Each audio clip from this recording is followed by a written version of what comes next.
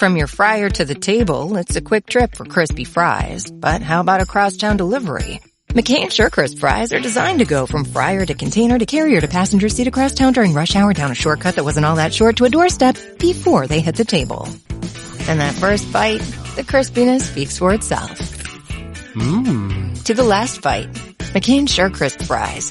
Go the distance. See how far our fries can take your business at surecrisp.com/delivery.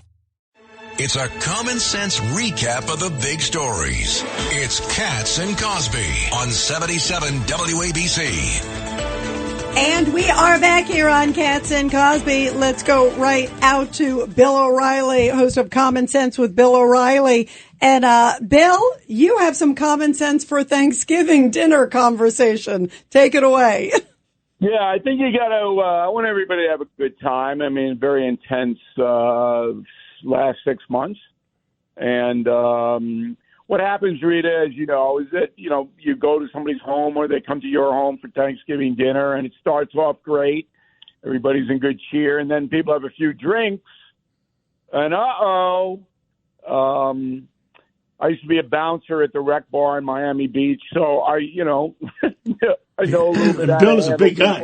Yeah, John just said you're a big guy. You know, how are you at bouncing? Probably pretty good. Yeah, but I de-escalated everything because I'm so handsome. I didn't want my nose broken. So I tell people, look, inevitably, if you're going to have booze and wine at your celebration, somebody's going to over imbibe, and that person might be obnoxious and start to talk politics, and you don't want that. So you got to kind of plan ahead on alternative topics. And in my house, nobody misbehaves because it's my house. I mean, here I am. But in other places, they do.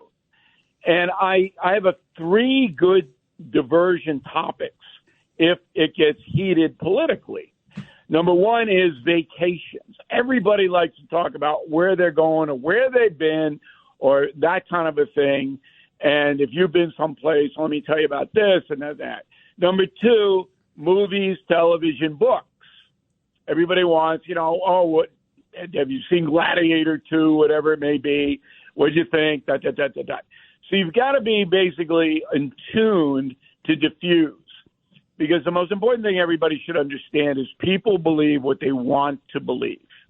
And no matter how many facts you have, no matter what you toss out there, if they want to believe Donald Trump's the devil, that's what they're going to believe. And if they want to believe that Joe Biden is the worst president in the world, that's what they're going to believe, no matter what you say. So why get on that merry-go-round on a nice day like Thanksgiving or even Christmas? Defuse all day long. That is my advice to WABC listeners. That's great. You know, I this is what I tell my friends, like if they go on a blind date and they didn't like the person, I say, just say that's interesting. That's really interesting what you're saying. And then move on, like you said. There these lines. But people are so heated, just like you said, Bill, and people are so dug in. What do you think, since we're not at Thanksgiving dinner table, what do you think is ahead, especially with Trump, with all of these mayors and all of these governors who are now gearing up because they certainly don't want to be at the Thanksgiving table with Trump? Well, look, there's a lot of posturing going on, but I think at the beginning of your program today, you guys nailed it when you said that Canada and Mexico are going to do what Trump wants them to do. Number 1, they should do it. It's the right thing to do. They're allowing people to come into the United States unvetted. That's irresponsible and dangerous. They can't defend it, particularly Mexico. You can't defend it. So Trump is basically saying, we'll break you economically unless you do what we say, which means Mexico's going to have to put troops on the northern and southern border. And Canada's going to have to tighten up its visa stuff. Canada, you can fly in there from anywhere in the world and get off the plane and do whatever you want. No. There's no terror watch list. They're not looking at people. And it's very easy to infiltrate into Vermont, Minnesota, wherever you are, if you want to get in here. So Trump is basically saying, look, if you don't cooperate with our Homeland Security Office, and that's Tom Homan, we're going to break you economically. We're going to charge you 25% for everything you send in here.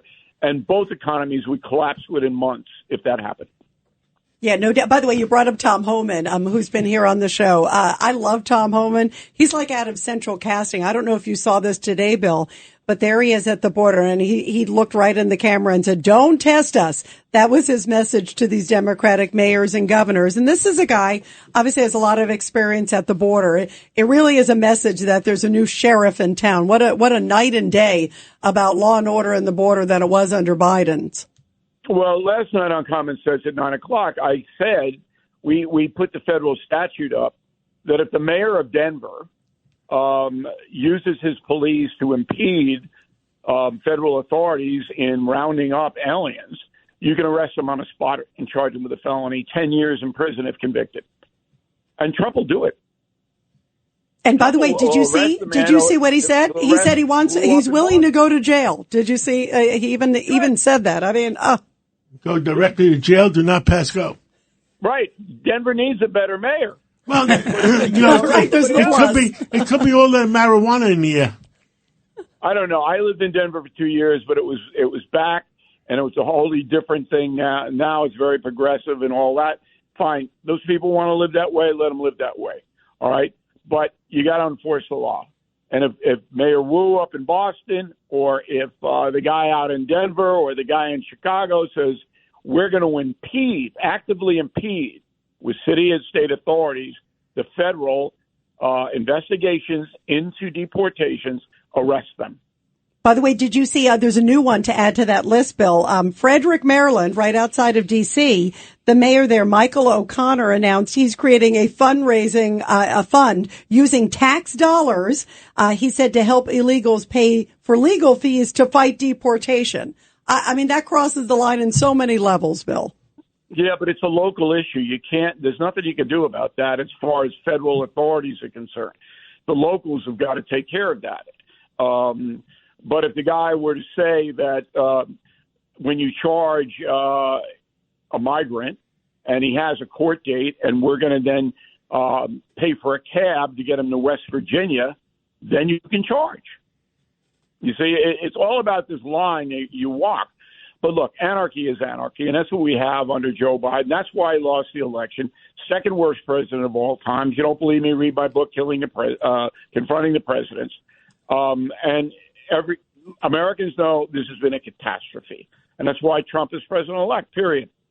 Bill, this is Craig Eaton. So you say the second worst. Who was the first one in your opinion? James Buchanan, the guy who let the South rise up in ferocity, did absolutely nothing because he was a rank coward. And when Abraham Lincoln came in, the Civil War was a fait accompli, more than 1 million dead in America. Nobody will ever pass Buchanan. Bill, Biden, number 2. Bill, I want to personally thank you for your contribution to yesterday's event of Feeding the Hungry. We had Catholic Charities there. We had Catholic. We had AARP taking care of the old folks, and we have Police Athletic League taking care of the young folks. And the people in the middle, I said to them, "Go to work." and we had Monsignor Sullivan. We had the mayor was there. Yeah, mayor was there. Rabbi Potashnik was there. A.R. Bernard was there. Lots of NYPD. And FDNY. And the fire department was there. But thank you for your contribution. And hopefully we fed a lot of people yesterday. Well, I think we did, John. And you take the lead in these kinds of things. WABC is a force in New York City for good. And I'm happy to be a part of it. Thank you so much. Thank you, and Bill. Have a happy Thanksgiving. Yes, and don't bring up those other topics to the relatives. We have some good pointers. What do we all stand for? Truth, justice, and the American way. God bless America.